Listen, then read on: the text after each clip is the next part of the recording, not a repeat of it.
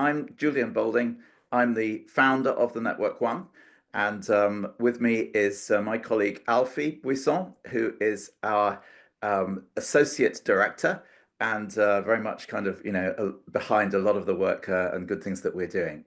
And we have our two wonderful, amazing guests from Curio, who I'll leave Alfie to introduce in just a moment. But I wanted to say just a touch, if there are any first timers here, the Network One is the world's biggest network of independent agencies. We're 20 years old now. We were founded to help marketing clients and corporates to figure out who could be the best independent agency anywhere in the world for their needs. And often they need more than one, of course.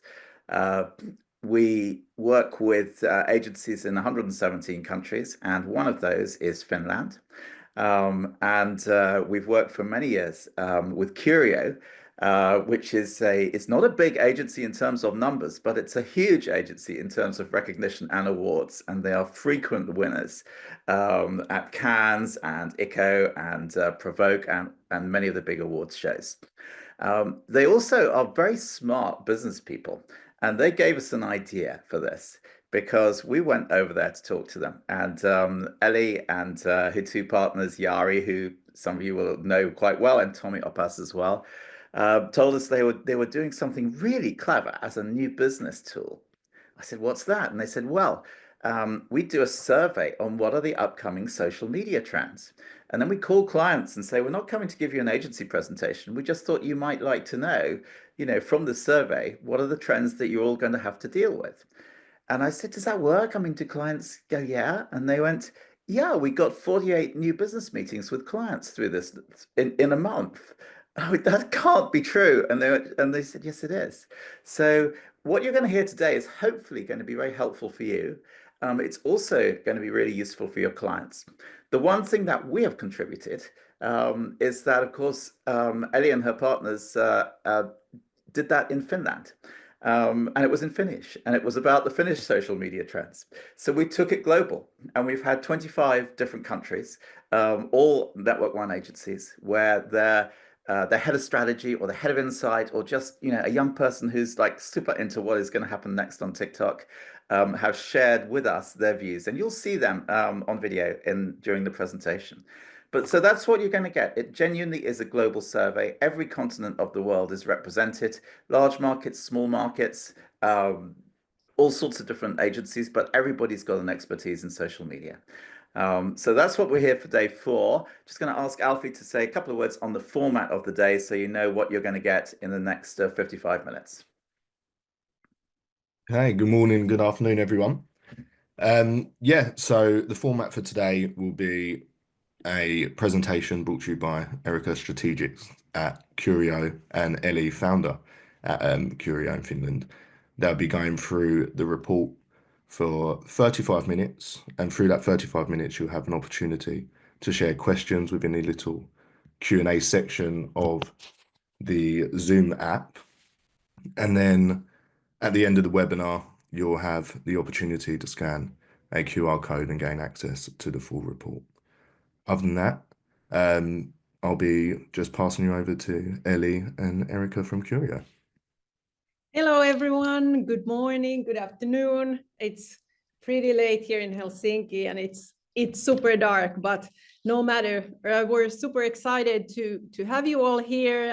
And first of all, thank you and kudos to everyone there that contributed to this report. So I'm Ellie. I'm the strategy director and the founder of Curio, and we've had the pleasure of working with the Network One and Julian for many, many years now. And this is, I believe, the 5th or 4th time that we've done this report in this way. So amazing to be presenting it today. And with me, I have my colleague Erica. Hi all, my name is Erica. Such a pleasure to meet all of you, and yeah, happy to go over the trends with you guys today.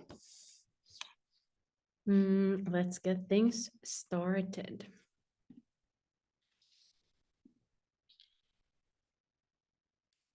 There we go. And please do shout out if for some reason some of the videos or whatever sounds aren't working or whatever. So I'll kick things off with a bit of an introduction on Curio. So just so you get a bit of context on what we work with here and how we approach social in our everyday work. So starting off with a bit of a video.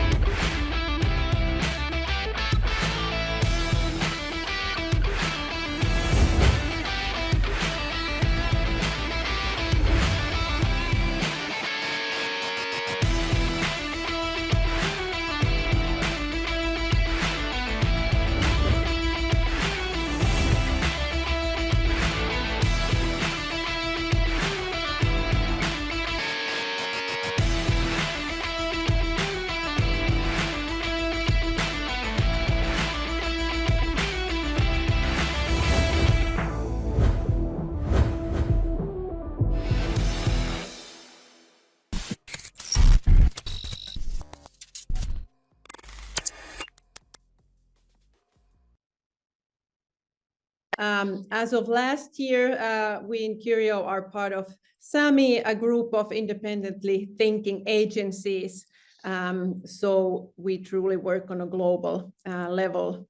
Now, just a peek at some of the brands that we work with.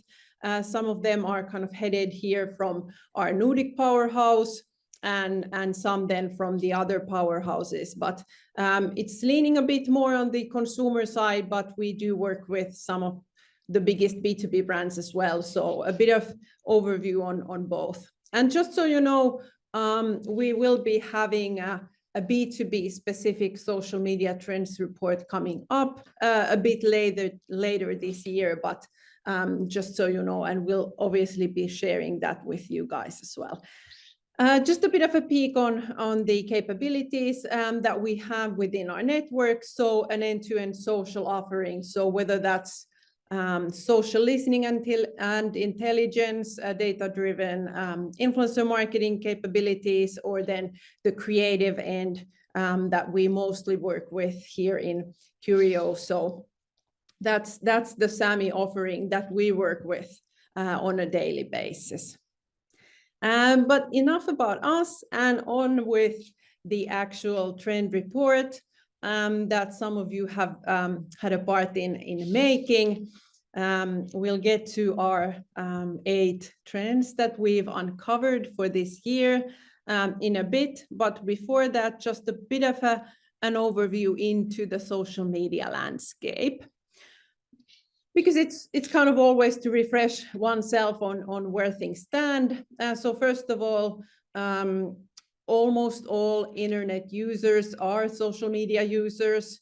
The global average is somewhere around 95%. So way more or way big. So we even sometimes today hear from some of the clients that, okay, no, my target group's not on social.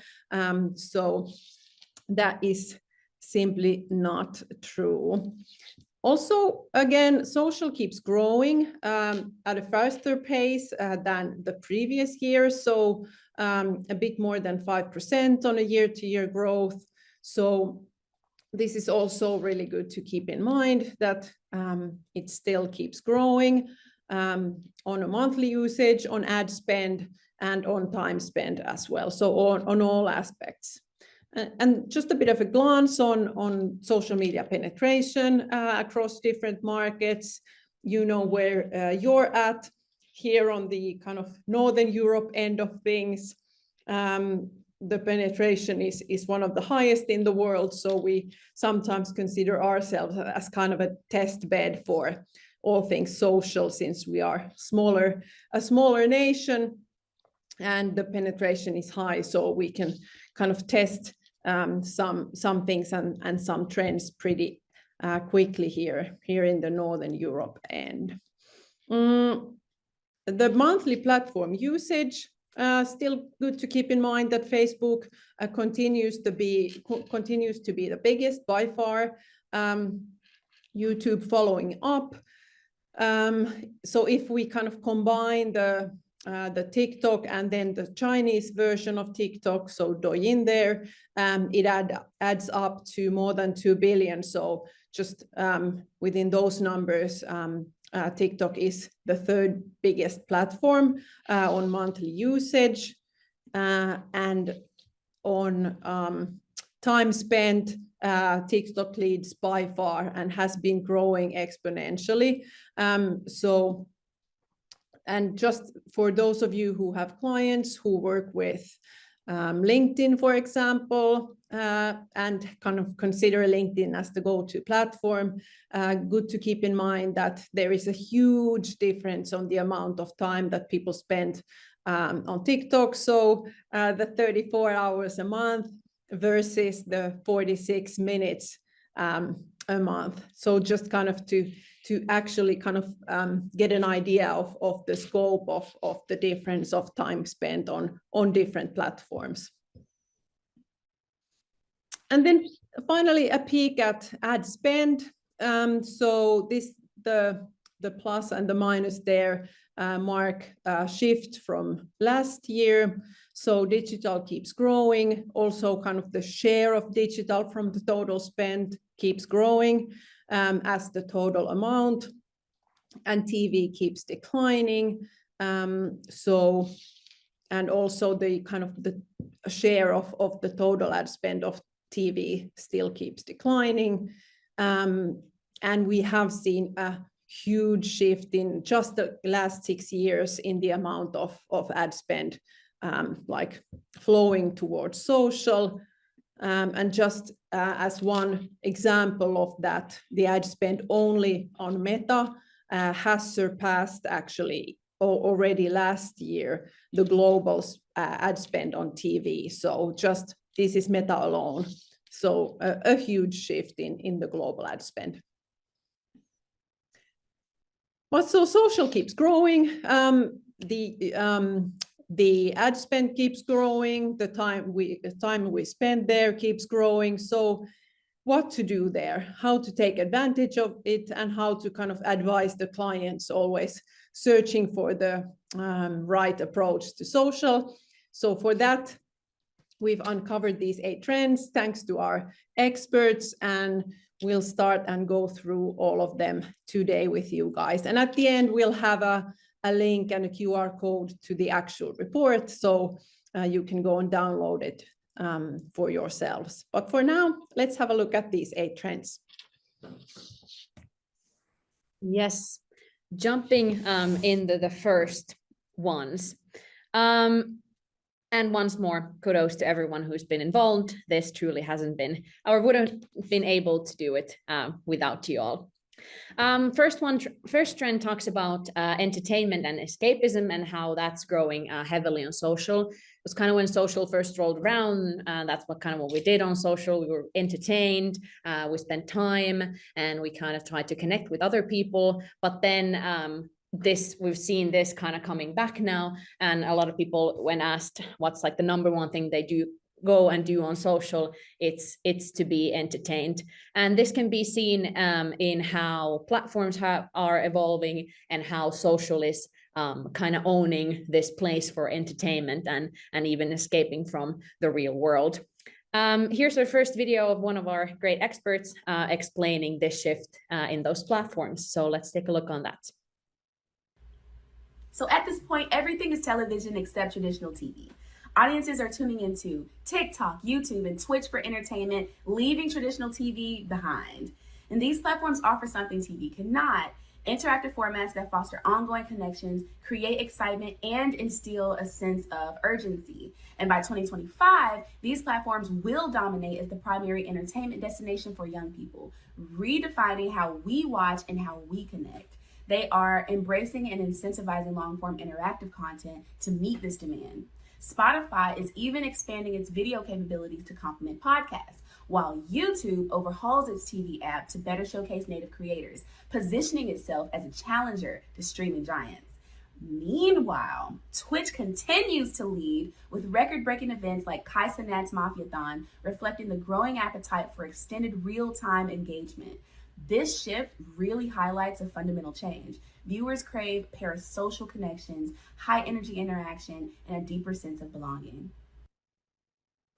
Yes, what a great summary of how the platforms are evolving. And as we can see, entertainment is kind of ruling all of that. We've studied Kenline cases for over a decade now, and we can see this shift there as well. These different kind of graphs. The yellow one is showcasing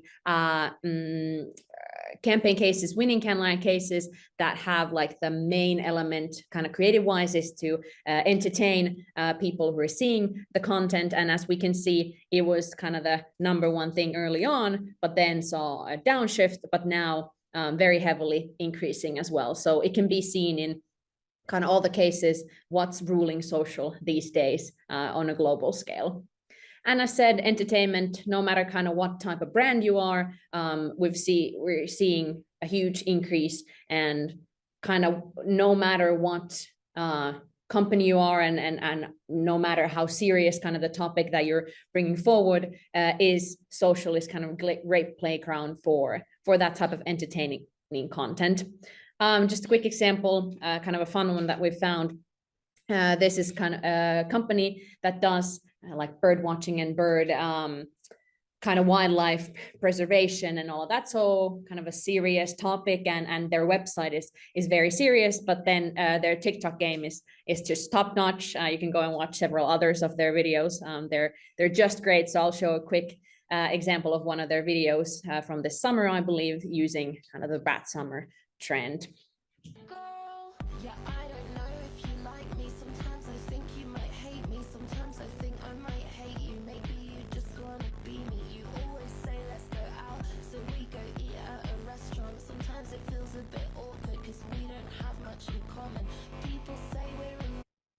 So they're really good at exploiting these all types of trends and truly making entertaining content out of birds and their different qualities. So what a great example on this trend.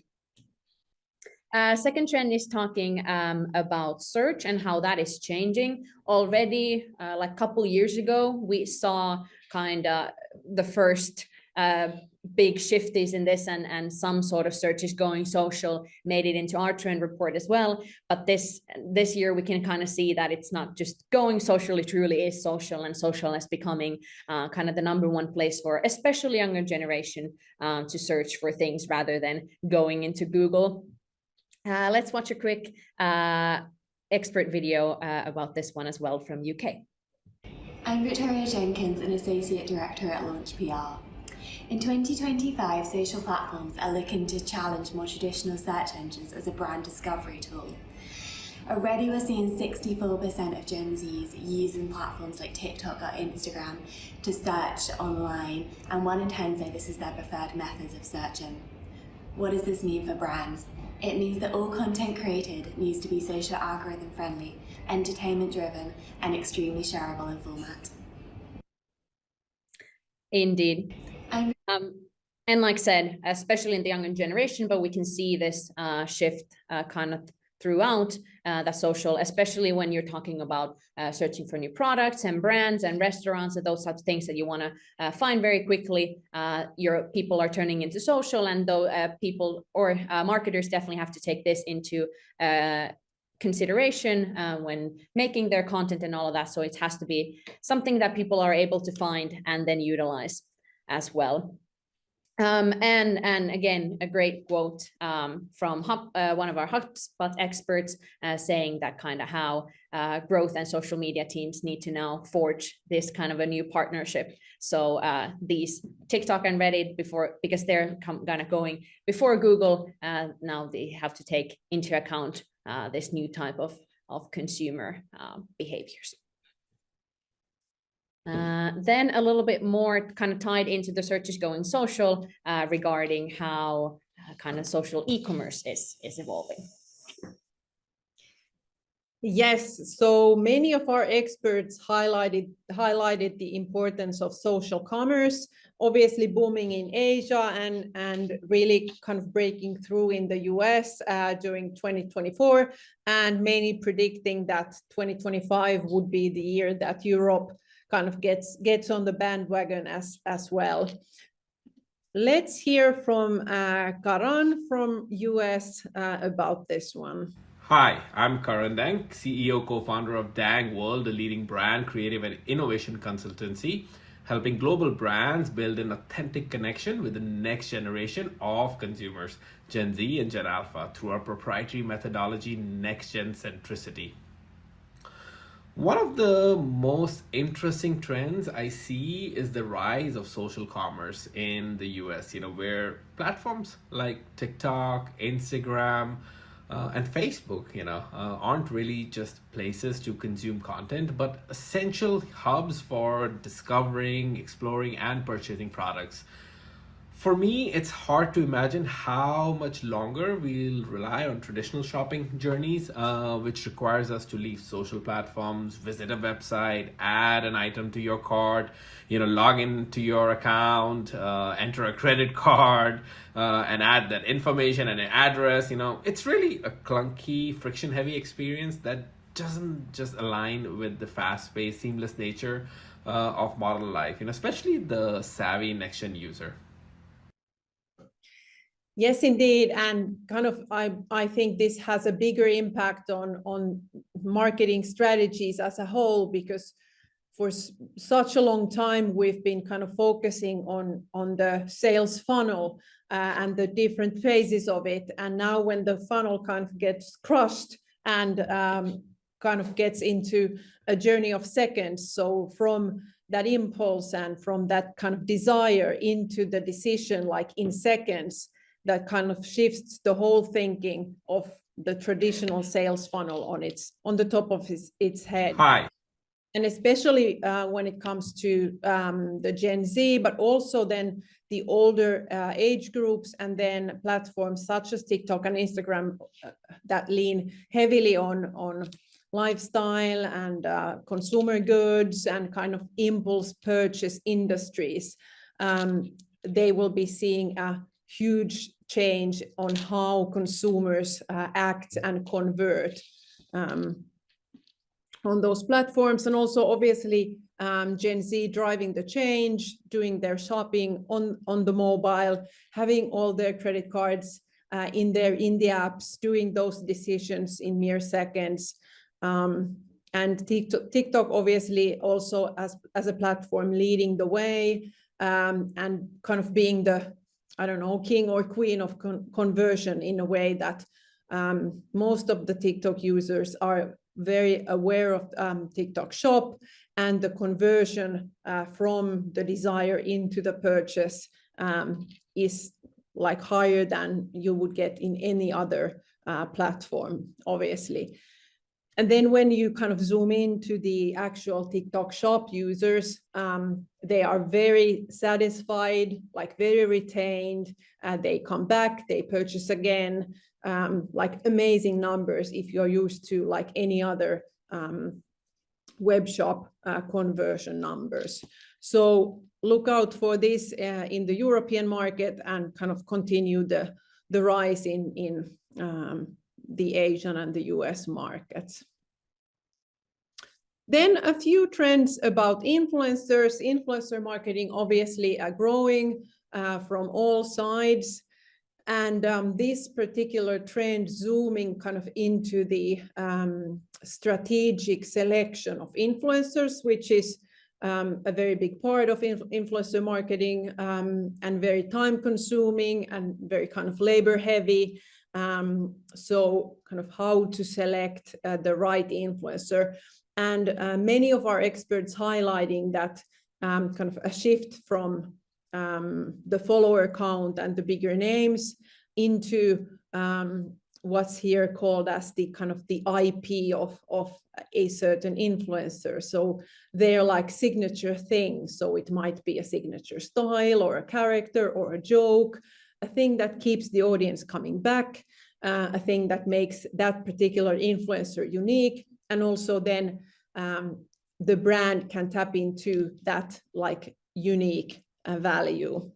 So let's hear from Viren from India about this one. We no longer buy into influencers, we buy into a unique format or an IP that they actually have to offer. Now, while brands still do chase after influencers with large follower counts, the smarter brands actually know better. They understand that a high follower count doesn't always translate into high engagement. Instead, they'll ask, what is the unique IP that this creator brings? Is it a podcast? Is it a reel series? Is it a character that they play? Is it a webisode? Is it a viral joke that's now signature to their page? In today's world, an influencer's format is their biggest arsenal. So influencer marketing has become less about personalities and more about media planning and placement. Brands don't just want the format, they want the reach and engagement that it promises, much like any media placement would appeal to a marketer. And they are ready to pay top dollar for it. In 2025, I wouldn't be surprised if media budgets were expanded to include influencer marketing budgets at the same time. So a great quote to take with you. So in 2025, the influencers format is their greatest asset. And also obviously that the brands are willing to pay for.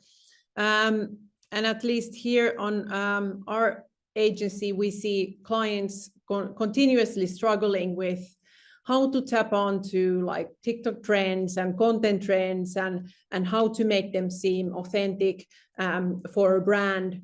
And again, this is where the influencers come in because they are kind of the masters of tapping into trends, making them their own, making them their signature style. So again, giving influencers the credit and kind of also learning from them what it means to actually tap into a trend and make it your own and give your own spin on it instead of just copying and pasting. And also we are seeing a rise like in the signature format or influencer IP or however you want to call it, but kind of the content type that an influencer has is getting more and more appealing to brands. And yes, here it is, very nicely put. So because all of us kind of are in the same game of the For You pages and the algorithms, and we really need to crack the algorithms to get into those For You pages, and influencers are the masters in that game. So we really need to kind of take a leaf from their book and learn with them. And yes, kind of highlighting also this trend, but the previous one of the entertaining content, we are seeing both of these surging this year. So collaborations that are very like authentic and honest, but also very entertaining. Let's watch a case study done by us that kind of combines a few of these trends. Using kind of a strategic approach to influencer selection, and then also a bit of entertainment in the content and the creative storytelling. So let's have a look. We live in a polarized world. Gen Z, the ones who grew up in that world, are affected the most.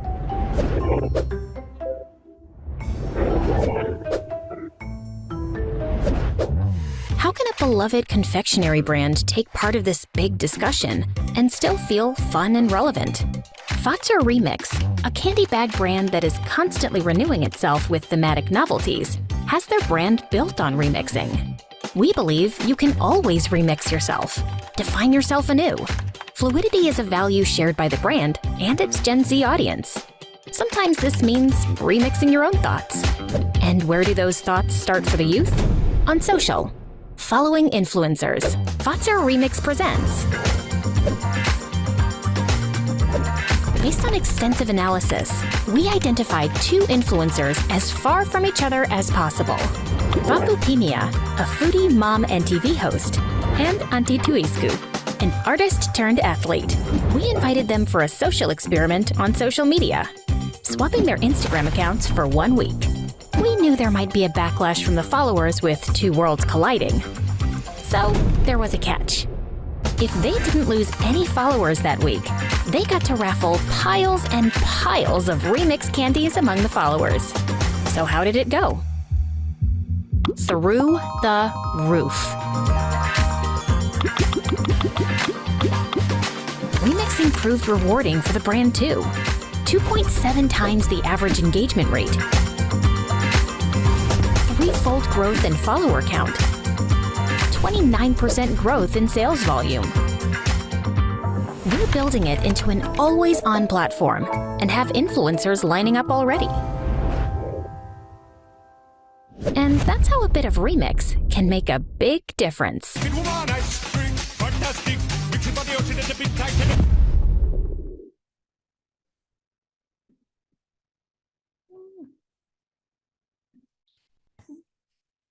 Yes, another trend from influencers, having definitely some of the same elements just throughout influencer marketing. We're seeing this huge trend that the nicher and the more specific and the more nano and micro influencers that we use, the better the results overall, no matter kind of what field we're talking about.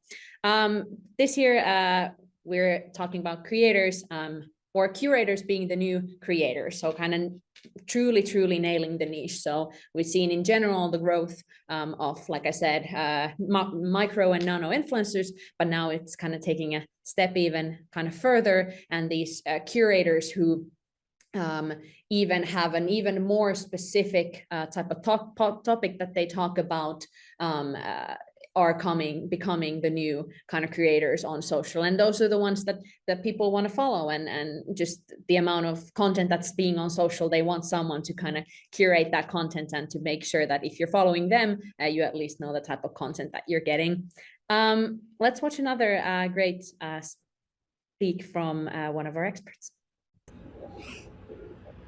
One of the trends we identified is related to curators. We think that curators are the next influencers, and curation overall is the new algorithm that people crave. As more consumers seek personalized and trend-driven experiences, curators offer a powerful way to tap into more niche markets and drive conversions through curated and engaging storytelling. For marketers, this means evolving beyond traditional influencer partnerships and embracing curators as key figures in shaping brand identities in more subtle and creative ways.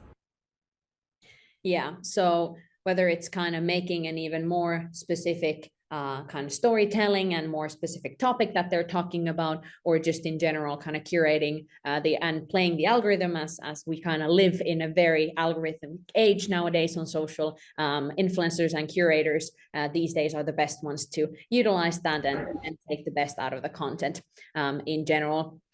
And like I said, just in general, creators acting as the curators will be, and filtering kind of the noise and modifying the algorithm and giving the people what they want in more specific and niche topics will be the future of influencer marketing. And like I said previously, just in general, the huge growth on not just micro influencers, but nano influencers we've seen really kind of supports this trend. And like I said, it almost, you can say that kind of the smaller the influencer, the better the engagement rate and the more committed their audience is in general. And with all of our clients, from very heavily B2B to very much B2C clients, we can see all in all better performances with smaller influencers and curators these days.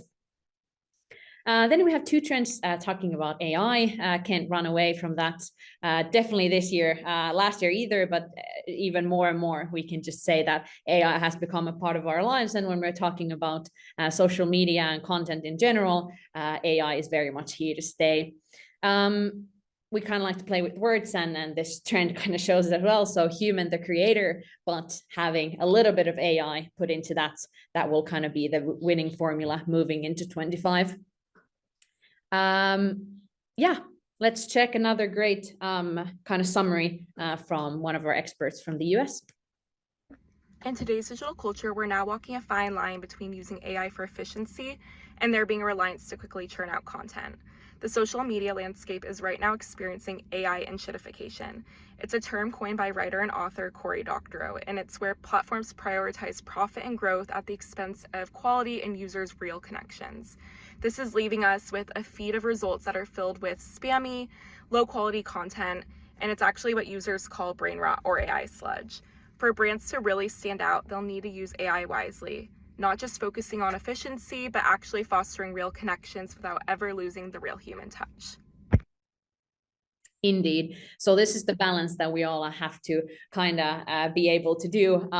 AI is definitely kind of taking over content creation, and people are testing with it, and at least from our end, we like to see it. But now, as marketers, as the people kind of leading the way, we need to find the balance between utilizing AI for effectiveness and all of that, and even creating the content, but then not losing the AI or human touch with the AI content being created. And as we can see, just from all types of experts around the world, most likely as we move into this year and onwards, more and more of the content that we're going to see on social and post on social, AI has touched somehow, but just having that human touch, kind of partnering it, will be the sauce moving forward.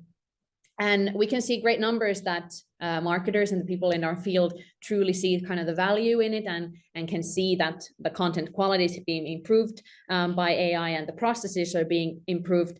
But we feel that the key is that you can't really let the audience kind of see that it's done by AI. So we all know that it's kind of helping the processes and all of that, but it still needs to feel human to have the best effect on social. And that's what the people crave as well. So we got to give that.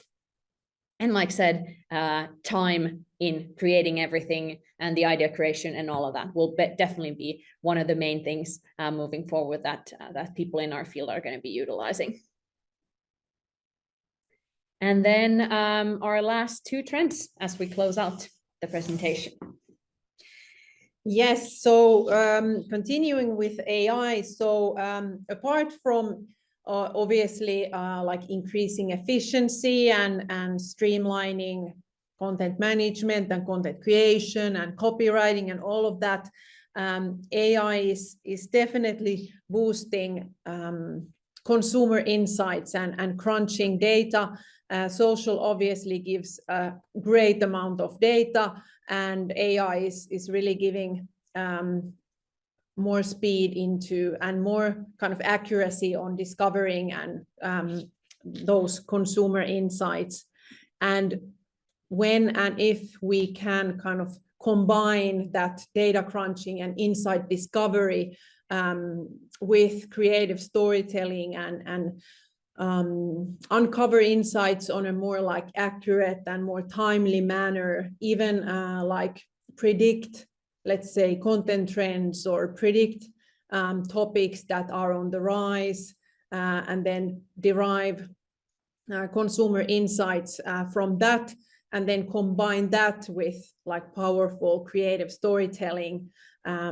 It's going to be a really powerful combination. And kind of we all know that getting into those insights and gathering the data and, let's say, doing qualitative research is very time consuming and kind of is not a great match in today's fast-paced world and fast-paced content trends. So this is where many of our experts highlighted that this is where AI can help. Because again, we are at the mercy of the algorithms, and if AI can help us be more on time, be more accurate, like even predict some trends that are going to happen, the AI or the algorithms are going to kind of reward us for that. And yes, so not only helping us be more efficient on the content side, but definitely be more accurate and be like quicker with our insights. And making kind of more informed decisions, obviously, and turning that into powerful storytelling. This is definitely something that we're seeing across our clients. We are now leveraging social intelligence and social listening in a new way, thanks to Sami's social intelligence portfolio and tools.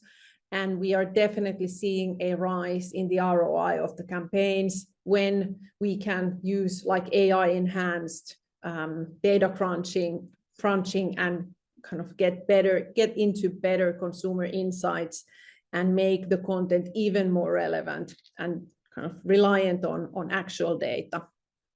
And then finally, a great trend, maybe not a new one, but kind of having the customers and consumers staying on the platforms instead of driving them out of the platforms. We've talked about this for many years, but maybe we haven't gone as far as like forming these zero-click strategies for our clients, which is something that many of our experts highlighted, like Gabby here. So let's listen to Gabby.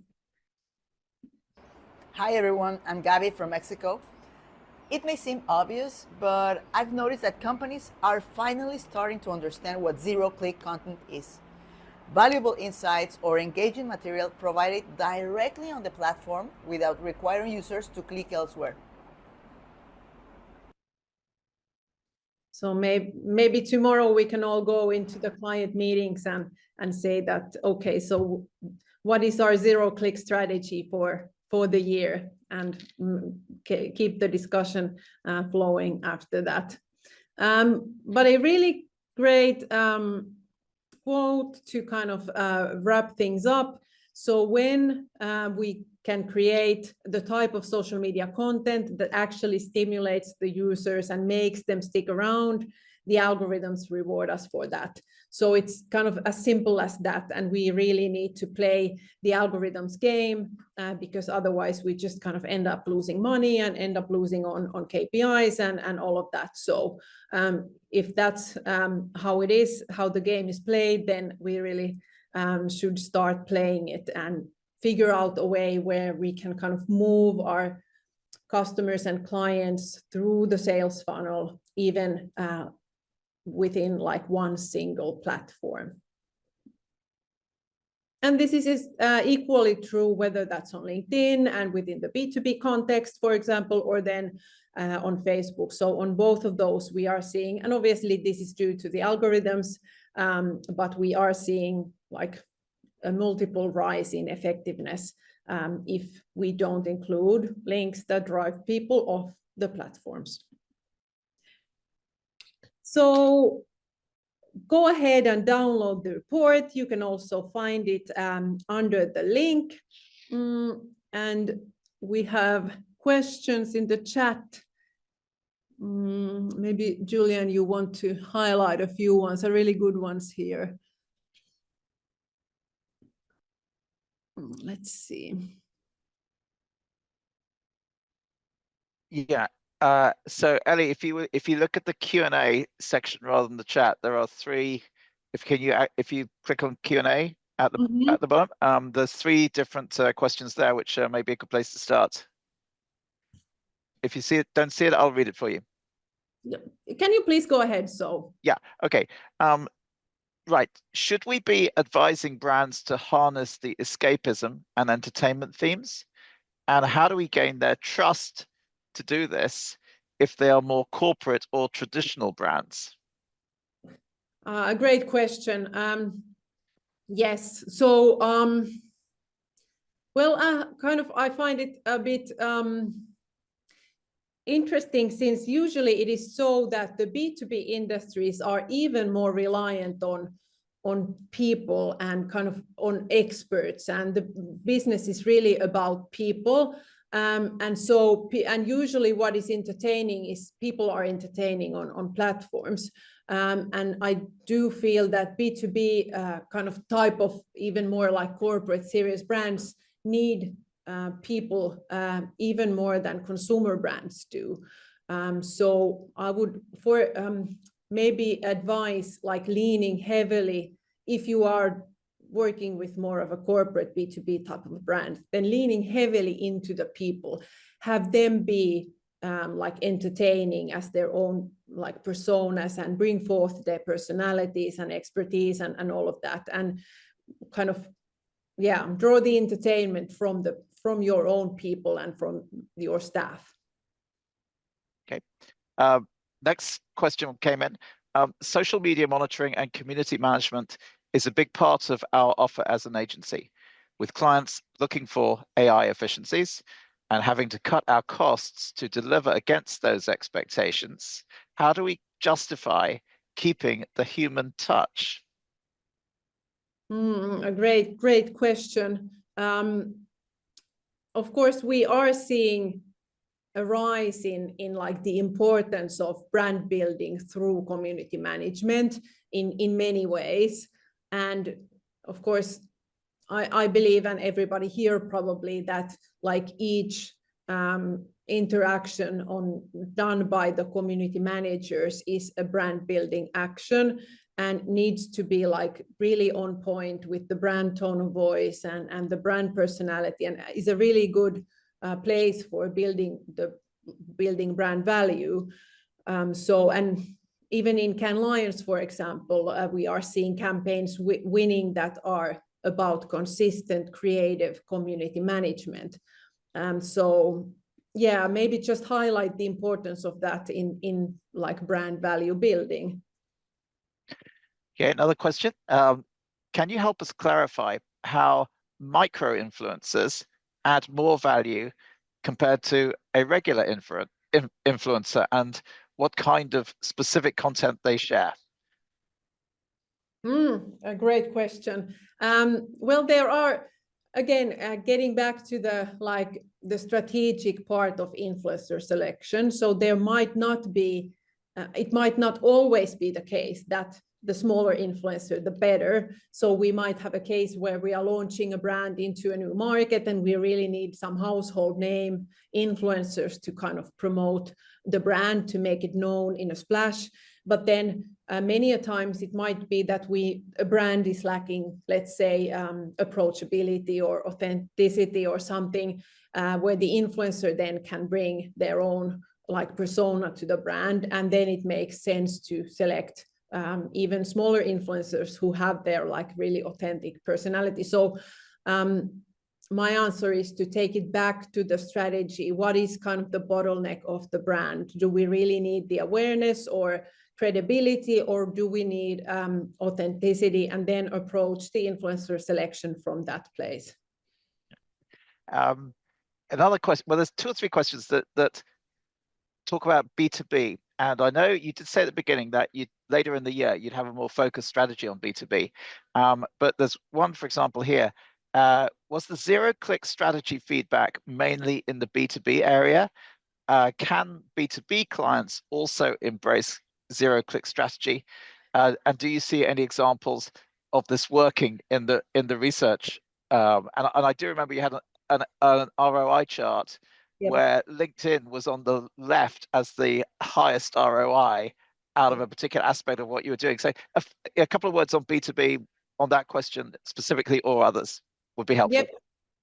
Amazing. So we do work a lot with B2B, like forestry, the metal industry, the defense sector. So a lot of B2B clients. And within the B2B clients, we usually find that the main challenge on social is that we need to get the target groups exposed to as much of our content as possible, because we need to usually convey our expertise and service portfolio and partnership and thought leadership and things like that. And they are usually only done with content and, like, let's say, video content. So usually the go-to strategy for B2B clients is to maximize the amount of content that we can push onto the target groups. And that's kind of a zero-click strategy, because obviously the clients usually are in the purchase window for a short period of time, maybe in 2 years or so. So we really cannot actually predict when they will be converting. What we can do is make sure that they are being exposed enough to our content so that we are then on the short list once the kind of the purchase window then opens up. There's another question on localization. My question's about localization. I believe the trends that you've presented are mostly focused on global insights, but can you please share some tips on localization. So I know you've kind of brought the quotes in from various different parts of the world and sort of looked for commonalities. But if someone's making a strategy, they've got to think, great, this is my overall strategy, but Asia may be not faster ahead of Europe, as you gave one example. How do you approach that as you work with global clients?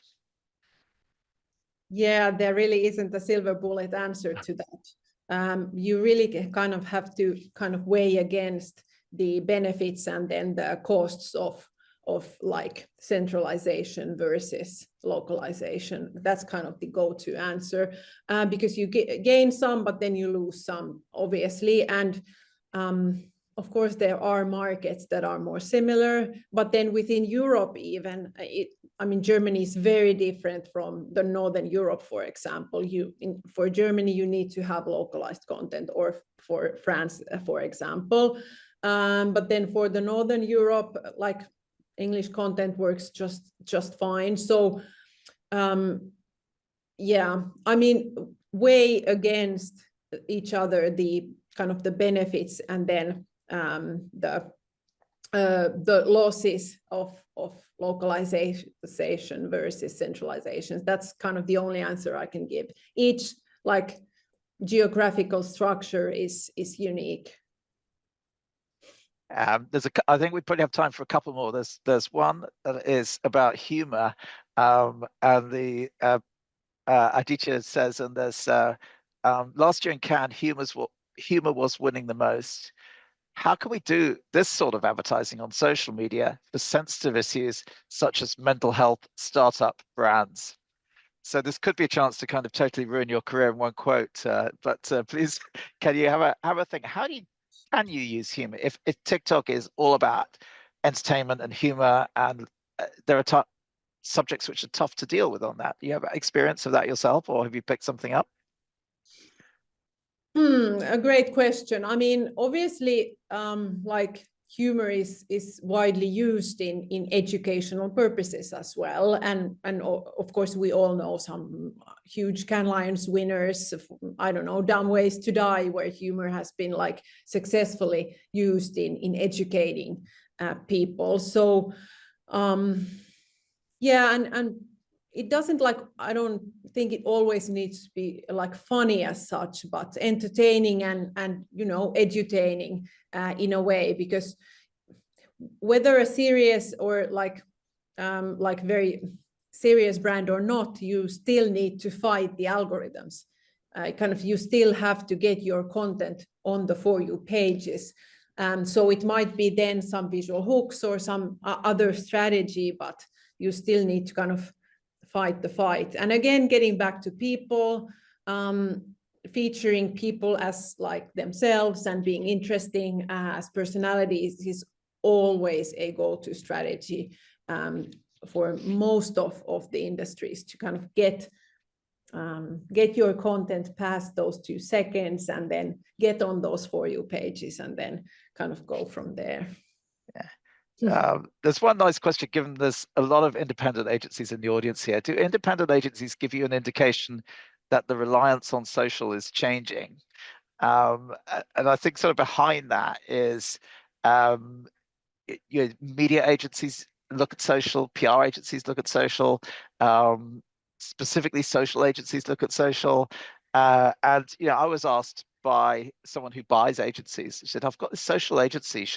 Is it any good, or could they do media? What should a social agency be doing these days?" How do you bring all this together, or do you have niches and specialties? What do you think from your research here? What a great question. Obviously, there is no like one social media anymore. There are like all different kinds of disciplines within social. So there's influencer, there's social listening, there's paid social, there's different platforms owned by Elon Musk, but then Microsoft, but then Meta. So like it's such a like various playing field. So there is like no one social media anymore. But again, all the numbers are pointing up. So whether you like it or not, kind of brands and influencers and ad spend is flowing still towards social, and we are spending even more time there. So yeah. Okay. All right. We'll let you off there. One last question, and this is for you, and we want to hear Erica's answer as well. What surprised you the most in this year's survey? I'm surprised the most. So many great things. No, what one thing that comes to mind, because we've only got 1 minute left, and this is your moment. I would honestly say just the focus that we're shifting on, that social is just it's just a place for everything. Like social is it's the shift we've seen throughout the last decade or so, and that keeps at least surprising me year after year, even though I've grown up with social most of my life. But it's just from different types of aspects, we can see it throughout all these trends. It's like people shop there and entertain there, and they don't want to leave there, and that's really like that's what the consumers want. Like they want this one platform, and they want to stay on that, and they don't even want to leave. So just all the different areas, whether it's influencer marketing or content or whatever AI, it's just I think that keeps surprising me, that people truly want just one place to go and do everything in their daily lives there, and then the fact that us marketers have to be able to somehow utilize that. I think that's what's gonna be tricky, but yeah, I would say that's kind of what surprises me year after year. I think that's a fabulous answer. We're out of time. It's up top of the hour, so just want to finish by saying a massive thank you to Erica, to Ellie, to Jari, who, as many of you know, pulled a lot of this together, who's not here today because he's on paternity leave, because he has a new baby, about 3 days old, if I'm right in saying that. And a huge thanks as well to all the people you saw written down, some of the people you saw on video from the US, from India, from Romania, from different parts of the world. Please, everybody, give them a huge virtual round of applause. Don't forget, you can download this. We can send you copies of this. And if you didn't have anything to copy or photograph the QR code or the little URL, which is on the left-hand side, get back in touch with us, and we'll make sure that everybody who's on this call gets a copy of the report if you'd like it, or a copy of the video, which will be ready next week, I believe. And the report is there for today, correct? Yes, absolutely. Fantastic. Thank you all very, very much indeed. It's been a great evening, and we really learned so much. Thank you. Thank you, guys. Have a great rest of the everyone. evening or day. Bye.